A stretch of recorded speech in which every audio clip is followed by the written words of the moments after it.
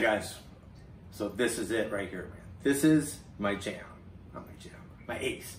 No, it's my pride and joy, and I don't even believe that I'm sharing this with you guys. But today, we're doing crawfish etouffee.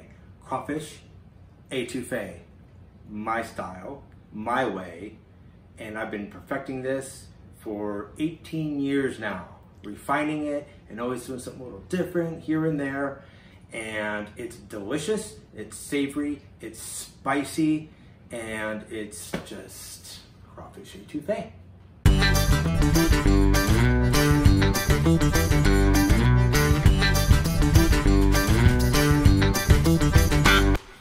Crawfish etouffee. Crawfish etouffee. So much to talk about, so many ingredients, but let's start with two main bases. We have the roux and we have the Holy Trinity in Cajun cooking. The roux, for me, there's two different ways of making it, with either equal parts oil and flour, or you can do butter and flour. Personally, I like using butter and flour. Equal parts, 1 cup of butter to 1 cup of flour. And I also use a little bit of chopped onions to help stop the cooking, because I like dark roux. The darker, the more flavor, and it's just nice and rich, but it's easy to get to that burn point. You have to be very careful. So once I get it to a nice dark chocolate color, I throw in my chopped onions, put it aside, and now my roux is done. Now, the Trinity, the Holy Trinity in Cajun cooking. Everybody knows the Holy Trinity: celery, bell pepper, and onion. The Holy Trinity. For me, I'm Italian, so my Trinity has a fourth ingredient. Would it be quinity? Quadrinity? Anyway, I add garlic to mine. A lot of garlic. Probably 8 cloves, 8 to 10 cloves. It can never be too much. But big important part of the Cajun cooking process, along with the roux. Okay, so we have the butter, and we have equal parts flour, and my onion to stop cooking. My favorite spoon to cook with, and a skillet. Now this skillet, this is my baby. I've been seasoning this for about almost 20 years now. I think my wife might be a little jealous of this skillet. But we'll be using a skillet and making the roux first. Long process, because you gotta keep stirring, and you gotta keep stirring. You cannot stop stirring, because you will burn it. You gotta keep stirring and stirring and stirring. So once you start making your roux, that's it, man. For like 15 minutes, 20 minutes, you're there, stirring and stirring and stirring until you get it just right and you pull it off. So I should probably chop my onions first to have those ready. For the roux, got my skillet getting nice and hot, got my butter, start throwing that in there. Let that melt away, baby. Once I get the butter completely melted, then I'm going to add my flour and then start the stirring process. All right, butter's almost completely melted. By the way, I have my heat on medium. So now I can start adding in my flour. And now we just get it all incorporated, mixed up. And this is what a lot of people call a blonde roux. With crawfish etouffee, I have found from most of the recipes that the roux is created as you're sauteing your veggies by adding flour. This creates a blondish type of roux. I myself like a very flavorful, rich roux, so I decided to create my roux separately and then add it in later. That way I don't burn the veggies. I finally decided about maybe 5 years ago that I'm gonna make my roux separate. Kind of like the same way that people would make their roux for when they want to make a gumbo, or just to have, you know, to put aside. A lot of people, especially in Louisiana, You know, they'll make a roux, a big batch of it, and then they can freeze it, and you can keep it in your freezer. That way, whenever you're ready to make like a gumbo, you just take a chunk, throw it in there, or, you know, whenever you want to use it.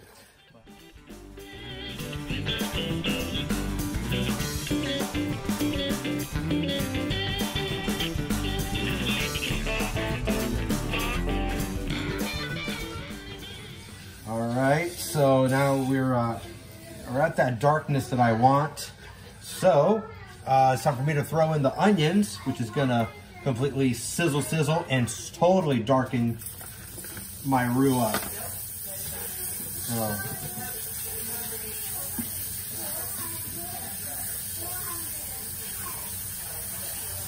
Look at that. And now I'm going to transfer this to a bowl because I want to get it out of this hot skillet.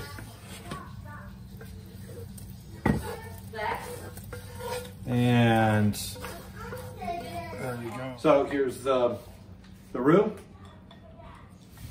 It took a good 30 minutes to stir this and make it, but you can see the nice dark, rich, chocolatey color. And it's thickening. It'll get thicker as it cools.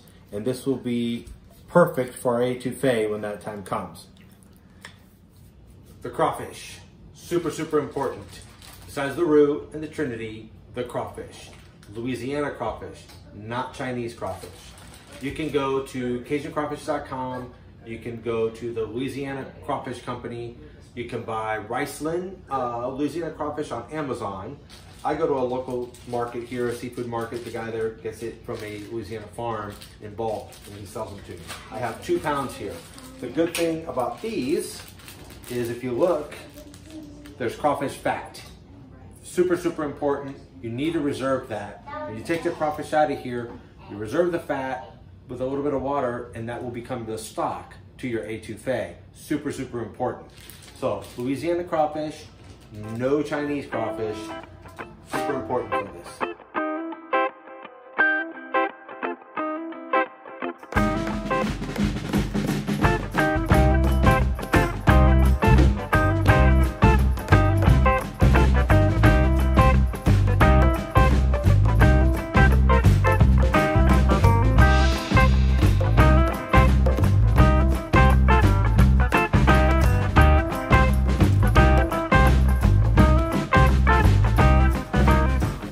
We have crawfish and the fat separated. So what I like to do is I am going to season my crawfish tails and mix them up and get them sit while I get all my other ingredients. I have 3 different types of Cajun seasonings. I have Emerald's Original Essence, the Zatarain's Creole seasoning. This is a chunky seasoning, and a good old Tony Savory. For the crawfish tails themselves in the bowl, I'm going to use the Emerald's Essence. And I'm not going to be shy. I'm going to season them pretty heavy. And then I'm going to toss them around. Now, we're going to let these guys sit and hang out while we get everything else.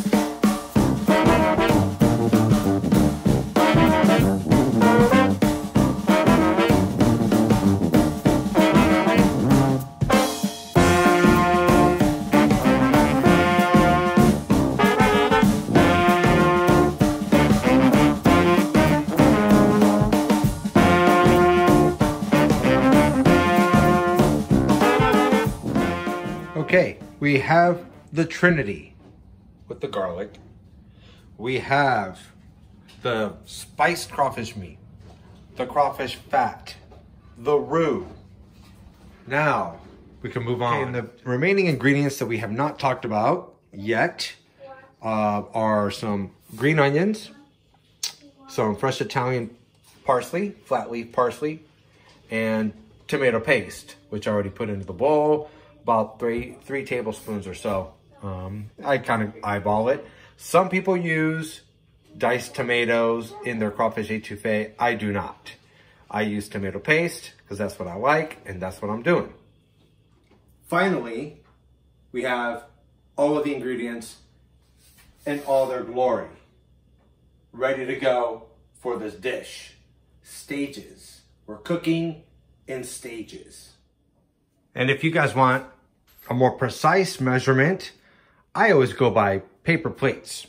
Paper plate full of this and that. I eyeball things, but I'll give it a shot. The Trinity, it's been roughly 2.5 to 3 cups of each. Celery, onions, bell pepper, 2.5 to 3 cups. I had about, I don't know, 8 to 10 cloves of garlic that we chopped up. The green onions, about 2 cups of green onions that I add. And you don't add the onions and the parsley towards the end. And the parsley is about 2 tablespoons.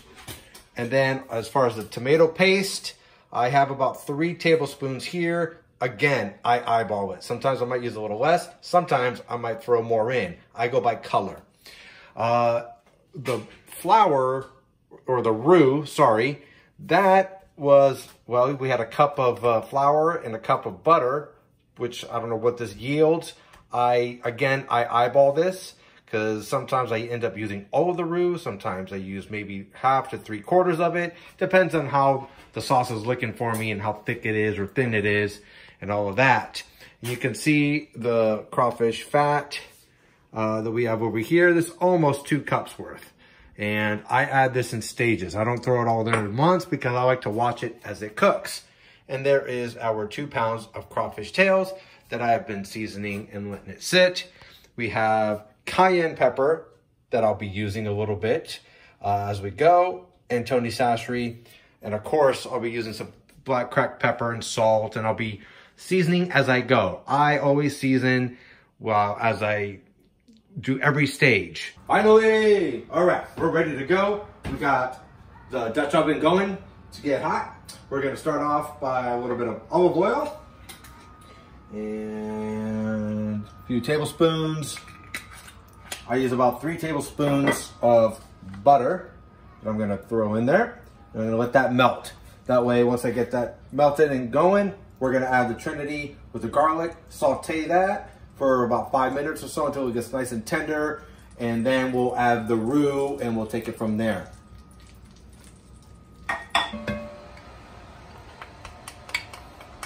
All right, so I threw in my onions, my garlic, my bell pepper. And now, toss this around in that. And we're gonna let that do its thing.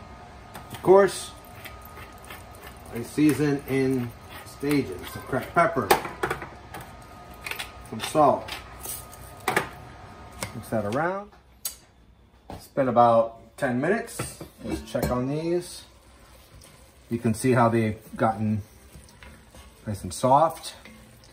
And this will probably be about the time that I'm gonna add a little bit of my tomato paste. Add a little bit. Just kind of mix it around. If I need to, I can always add more if I want. Just gonna see how this color looks. It looks about good. We're gonna let that go for another couple of minutes and then check back on it. I actually like that color. Just maybe a tad bit. And so out of the 3 tablespoons, I'll probably only use about maybe 2 of the tomato paste. And now I'm going to add my roux. Again, I might add a little bit more as I go. I just have to see how it is as it cooks. So add some of that. And I might start adding my crawfish fat and water slowly to get it going. You can see how it's thickening up really nice. Got that nice dark color to it. That's why I like my roux nice and dark. I like that richness and the darkness of it. At this point, I'm gonna add a little bit of my crawfish fat and water just to kind of give it a little moisture. I used to add almost all of it at once and I just like to do it in stages. Layers, as my wife always says, in layers. And at this point, speaking of stages, we'll give it a little bit more cracked pepper and a little bit of salt. And keep going from there for a few minutes. In a couple of minutes, now I'm gonna add a lot of my fat. See how that looks? And a little bit more. So we're gonna let this go. Now, we're gonna cover it up, give it 20 minutes, but I'm going to be checking it throughout the cook. Every couple minutes, I'm gonna open the lid, season it, check it out, see how it's doing. If I add a little bit more water, I will. If I wanna thicken it up, I will. This is where it's up to you on how you cook it. But 20 minutes of cook that we need to do.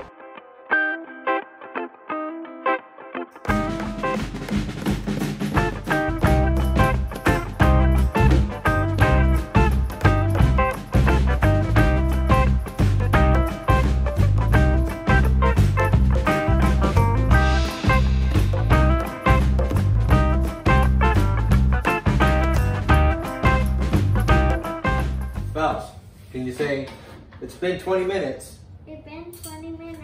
It's been 20 minutes. Let's check on these now. And if you could see this, look at that nice, rich color. What we want to look for is that nice sheen from the fat of the crawfish, the fat from the butter, that nice dark, rich color from the roux. This looks really good. About ready to add the tails, but of course I'm gonna have to give this a taste.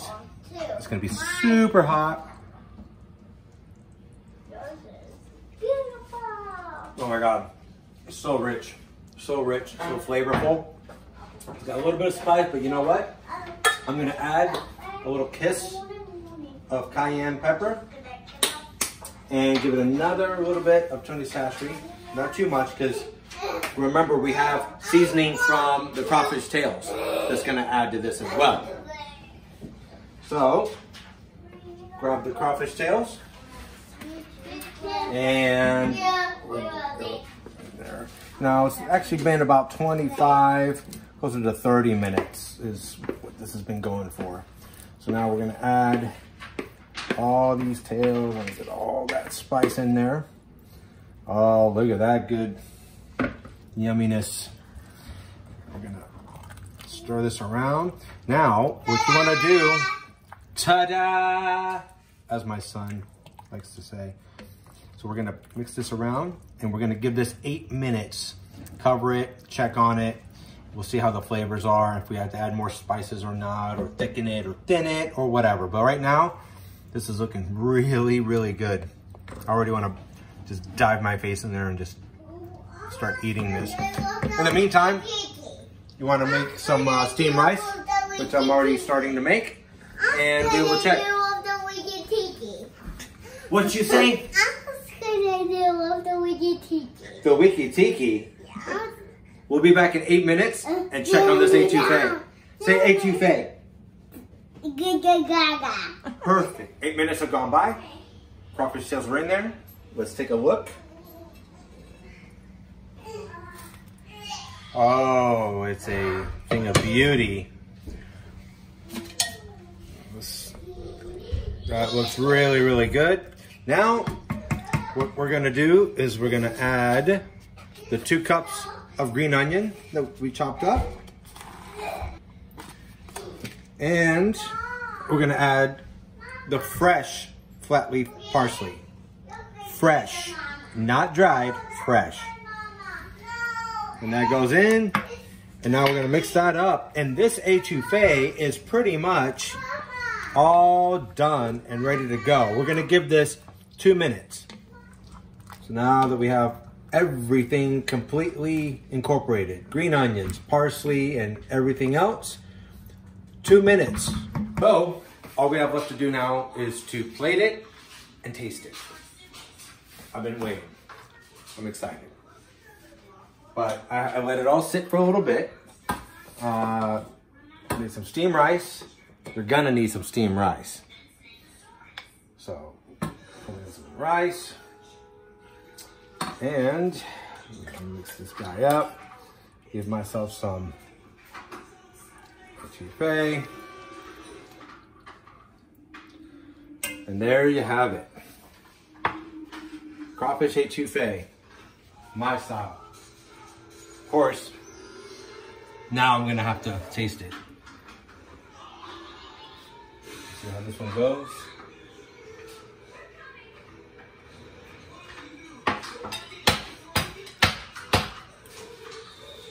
On point. Listen, I spent some time in the early 2000s in Louisiana around Lafayette. I've had it there. I've spent some time in Opelousas, had it there, had it in New Orleans, in restaurants. And I'm telling you, I will put mine up against anybody. I like mine. It's rich. I can feel a little bit of the heat starting to ease and come out. Nice and smooth. It's not a big hit of spiciness. It's just starting to kind of slowly build. Nice little, it's awesome. Guys, you should try it. And you're gonna have to make it quite a few times to get it the way you want because you have to play with it. Layers, layers, layers, stages.